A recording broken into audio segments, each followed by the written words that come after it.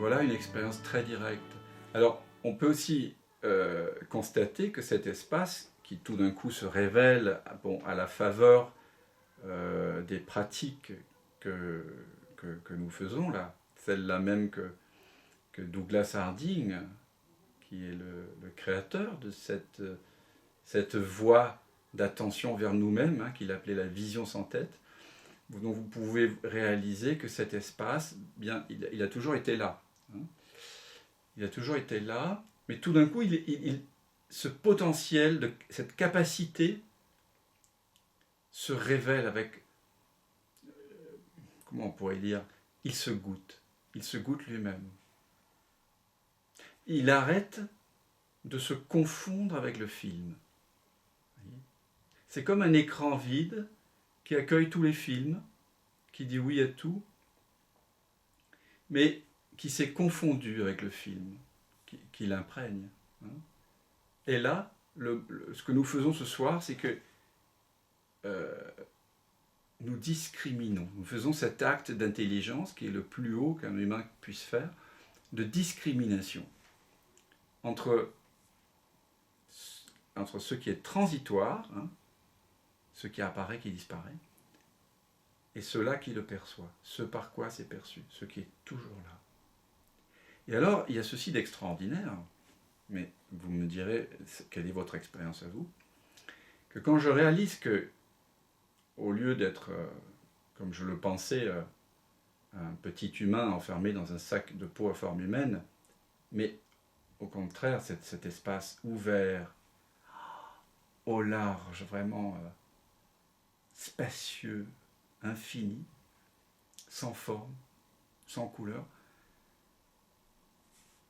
eh bien, je peux accueillir le monde pleinement.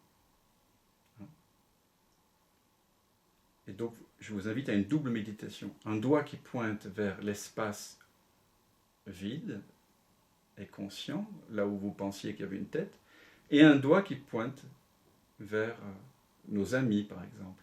Vous voyez que cet espace, il accueille les amis, il accueille la pièce, il accueille le monde. Donc, au lieu d'être un petit humain né dans le monde,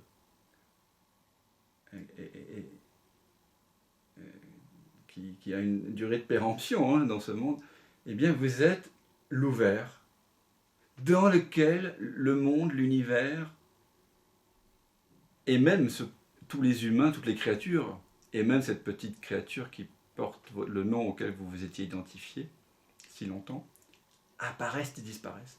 Donc c'est ce qu'on appelle le basculement. Vous basculez de l'identification à un contenu de la conscience, des pensées, une histoire, des préférences, un corps, des sensations, des émotions, un corps mental. Vous basculez de l'identification à un contenu de la conscience, waouh, à la conscience elle-même. Et là, vous découvrez un espace de conscience éveillé à lui-même et qui est libre, totalement libre de tout ce qui apparaît et disparaît en lui. Et c'est un espace qui ne connaît pas la souffrance. Il ne peut pas souffrir. Pour souffrir, pour sentir la frustration, pour sentir le désir d'autre chose que ce qui est là, pour sentir la peur, il vous faut oublier cet espace et vous prendre à nouveau pour le personnage que vous voyez dans le miroir.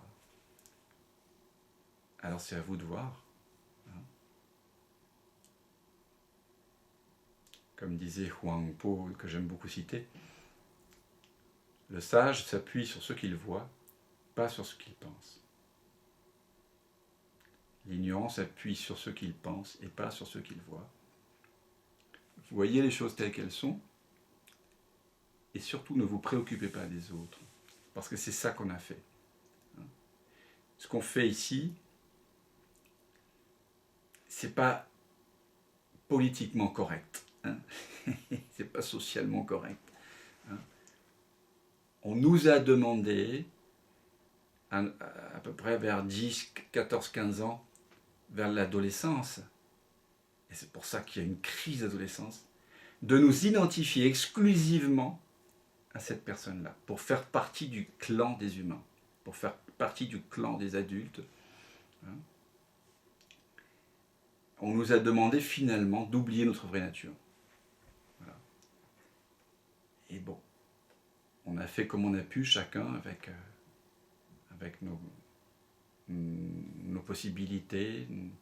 On a voulu participer aussi au groupe, au clan, à la communauté humaine. C'est chouette d'y participer. Mais le prix à payer a été très très fort. On a un petit peu vendu notre âme.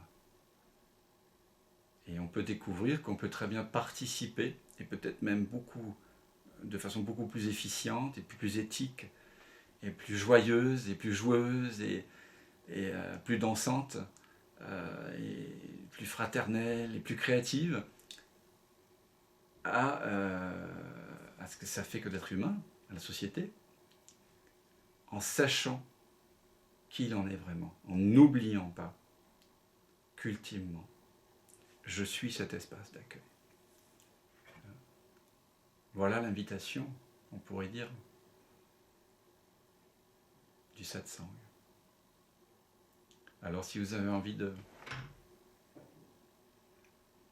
participer, vous êtes les bienvenus. Posez des questions, c'est le jeu du satsang, c'est de poser des questions quand quelque chose n'est pas clair. Vous êtes aussi invité à partager l'expérience qu'on vient de faire.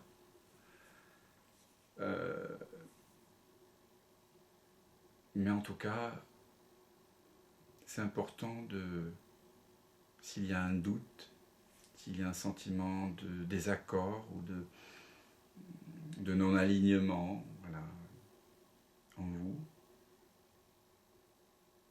exprimez-le, je vous en prie. C'est bien pour vous, c'est bien pour tout le monde. Et c'est le jeu du satsang, c'est de laisser apparaître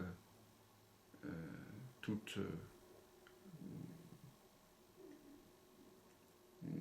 nos doutes, en fait. Et puis de les laisser apparaître à la lumière de la conscience, pour qu'ils se consument d'eux-mêmes, en fait. Sinon, nous pouvons juste rester à méditer. C'est-à-dire, pour moi, méditer, ce n'est pas une activité que l'on fait, c'est juste être à partir de ce que je suis vraiment. Voilà.